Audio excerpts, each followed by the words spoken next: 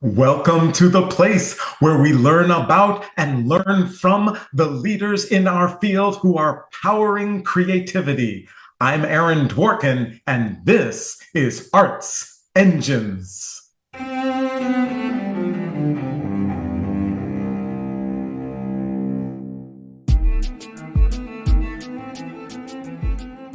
Thanks again for joining me here on Arts Engines. Today's guest is Kate Sheeran, who serves as the Dean of the Eastman School of Music. Kate, welcome to the show. Hi, Aaron. Great to be with you. I am so excited to talk with you, Kate. Obviously, Eastman, in addition to being one of our creative partners, is just, I've had the opportunity to be there, and we've had collaborations with Sphinx and Eastman. Just wonderful collaboration, extraordinary institution. So I am very excited to be able to chat with you today. Thanks for having me. I'm excited to be here with you. Awesome, awesome. I figured let's kind of actually just dive in. So many of our audience are interested in, whether it's kind of projects and new things that are happening at conservatories and music schools around the country. And there are a number who are always kind of building new majors and things like that. So I was wondering if you could share kind of this pending launch of a new major for you at Eastman. Sure. I'm really excited that we have both a new major and a new department forming here at Eastman. We have a entity called the Beale Institute, and up until this point, it's 10 years old now, and it's been for film composition. So we have a really exciting and really fruitful master's program. But starting in fall 2027, the Beale Institute is expanding to also include a major for undergrads in music creation and technology. So creating music through electronic means as composers, as performers, producing music, and really engaging in all kinds of music technology. And that's led by Professor Dennis DeSantis, who is also an Eastman alum who recently joined us from Ableton. He'd been in Berlin for the past 15 years. Awesome, awesome, awesome. And could you share kind of like, are there goals? Like, obviously, we are living in such a shifting world, Yes. filled with all kinds of innovation and technology. Is there kind of a goal for, kind of how you're meeting those needs and providing that access for students?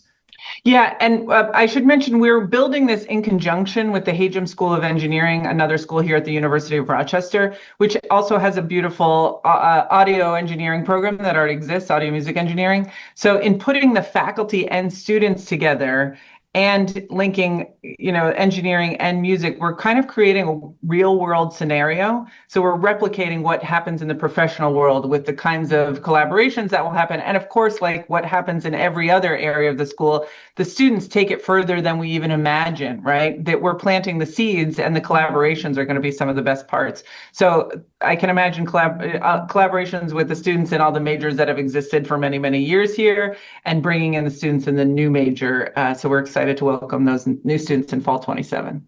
That's going to be awesome. And so I'm curious, right? We've got so many administrators who tune into the show.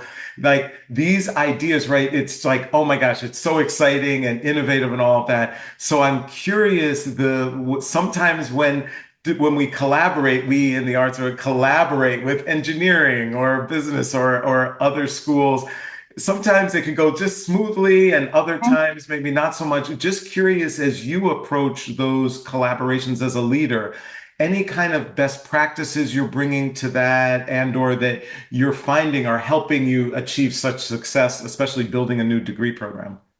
Yeah, I think it's about seizing the opportunity when you see a little, a spark of something happening, and also finding the right partners. And I was really lucky in this instance to have both. I arrived at Eastman in this role in the summer of 2024, and there was already an initiative set by the university to have transdisciplinary centers that are crossing schools. So faculty were doing this work and having this conversation. And what we realized together through the process was that to really have this collaboration, we needed an additional degree program at Eastman and this department that really linked our faculty together to both do really cool research and work together and also to educate the students together. So that was the spark. And then the partners were both my colleague, the Dean Heinzelman at the engineering school, the faculty, and also Joan and Jeff Beal, who were really on board with the expansion of the Beal Institute to move that forward and also create the space. We're creating the Beal Innovation Hub that will house the program. So it's really that perfect blend. And sometimes you have the idea and have to search for the partners. Sometimes you have the partners, but the idea isn't there. When they really work is when the whole recipe comes together. And this is certainly one of those times. That's awesome. And especially having the resource funding partner as Absolutely. part of it and committed, it's the perfect trifecta to create impact. Yes, So absolutely. that's totally awesome. So in addition to, of course, that and all of these other amazing things that you're doing at Eastman, there's a kind of a faculty album project. Yeah. Can you share? Yeah. This was brought to me by Professor Joshua Conyers in our voice department, and I remember it being one of the first conversations I had with him when I got here. He had this idea for an album, and I said, "I'm not sure how we're going to do it, but let's figure this out." And over time, we did. It's called In Plain Sight: The Black Anthology, and it illuminates really important songs by art songs by Black composers that, to our knowledge, haven't been recorded all together at once. There's about 40 songs. And one of the things that's really cool about this is that we have our own faculty on the recording: Joshua Conyers, Nicole Cabell, Kira Duffy, and then we have students from all of the all of the voice studios here, plus our collaborative pianists, our faculty in collaborative piano, and some other instrumentalists as well. And it was recorded by one of our audio engineers at the university. So it's a really like the best kind of group project ever. And the first single's already dropped, but the whole album comes out August 21st. So I hope people will take a listen and get to know these songs even more if you know them already, or get to know the artist on the recording. That would be awesome. And what's the best way for those in our audience to just be able to find it when it comes out? If you go to at Eastman School on any of our socials, we'll be putting the next single out, and we'll also put the drop dates and all the links to listen to the recordings. Awesome, awesome, awesome. And it seems like that with both of these projects, but so much of what Eastman is doing, that collaboration and looking and kind of bringing together different partners, not just one specific, either faculty member or department even, or even school, but Yeah. that there's this kind of breadth to kind of collaboration. And just kind of was wondering kind of your sense as an arts leader about how you view that, how you look at things when you're looking to build something new. How do you think about collaboration? To me, I mean, I'm a musician too. I'm a horn player. I went to Eastman, and I think of all these things like chamber music, right? Like we have to find our position of where we're leading and where we're following, and when we're moving to the next phrase and do it, and all of that. It's the same. And so I think it's so fun to do here because we're all kind of trained that way and think about it that way. So we all find our role and can model that for students as well.